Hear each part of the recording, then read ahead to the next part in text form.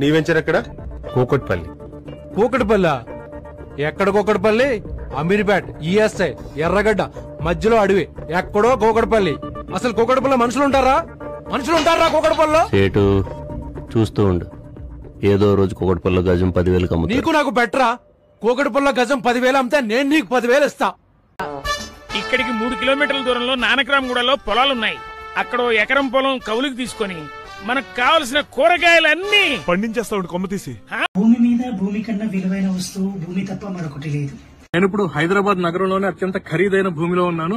ఖరీదంటే అలా ఇలా కాదు, నేను నుంచున్న ఈ ప్రదేశం అక్షరాల 1 ఎకరం 177 కోట్ల రూపాయలకి ప్రభుత్వమే స్వయంగా అమ్మింది. ఇదేదో ఎవరు ఇప్పుడు నిన్న చూస్తే హైదరాబాద్ లో నాకు ఎంత ఇది రాయదుర్గ్లో ఎకరా 177 కోట్లు. నేను హైటెక్ సిటీ స్టార్ట్ చేసినప్పుడు హైటెక్ సిటీ ఎదురుగా ఎకరా 1,00,000 రూపాయలు. ఈ రోజు 177 కోట్లంటే ఎన్ని రెట్లో మీరు ఒకసారి ఆలోచించుకోండి.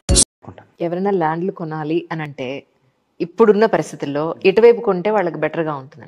నేను ఎప్పుడు ఒకటే మాట చెప్తానమ్మా, మీకు మంచి భవిష్యత్తు కావాలి, మీ ల్యాండ్లు బాగా పెరగాలి, మీరు బ్రహ్మాండంగా ఉండాలంటే షాద్నగర్ వైపు కొనుక్కోవాలమ్మా.